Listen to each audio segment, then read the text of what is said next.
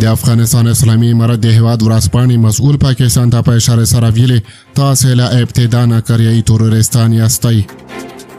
سلامونه ستړي مشئ، وخت مو په خیر، پام وکړئ د یاران ټي وي یوټیوب چینل څخه د نن ورځې تازه او مهمو خبرونو ته. د افغانستان اسلامي امارت د هیواد ورځپاڼې مسؤل مولوي شبیر احمد عثماني د پاکستان د دفاع وزیر نیوکو په غبرګون کې لیکلي دي چې تاسې له ابتدا نه کریایي تروریستان یاستئ. خواجه محمد آصف ویلي و چې پاکستان د اسلامي امارت د پلاویتوب له کبله د ترهګرۍ د ملاتړي هیواد په توګه پیژندل شوی، خو اوس هندوستان سره اړیکې پالي.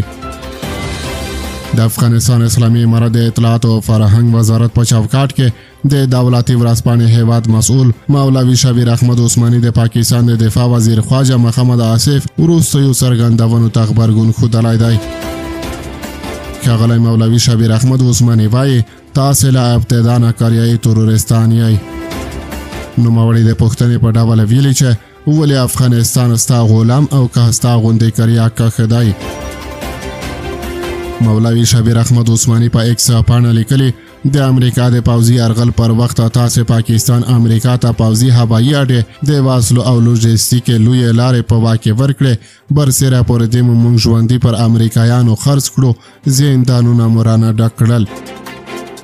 مولوي شبیر احمد عثماني چې لا د وړاندې د خوست د اطلاعات او فرهنګ رئیس هم پاتې شوی، د پاکستان د دفاع وزیر د وروستیو څرګندونو په غبرګون کې د پاکستان په زندانونو کې د اسلامي امارت پخواني دفاع وزیر مولا عبیدالله اخوند وژل کېدو او د اسلامي امارت د غړي استاد یاسر ورکېدو ته اشاره کړې ده.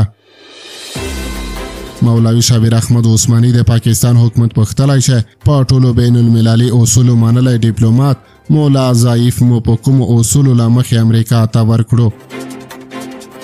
د یادولو ده چې 2 ورځې وړاندې د پاکستان دفاع وزیر خواجه محمد آصف په تونده لهجه ویلي و چې پاکستان د اسلامي امارت د ملاتړ لپاره کلونه د امریکا او لویدیځو هیوادونو تورونه وزغمل، خو نن اسلامي امارت د پاکستان پر ضد له هندوستان او اسرائیلو سره څنګ په څنګ ولاړ دی.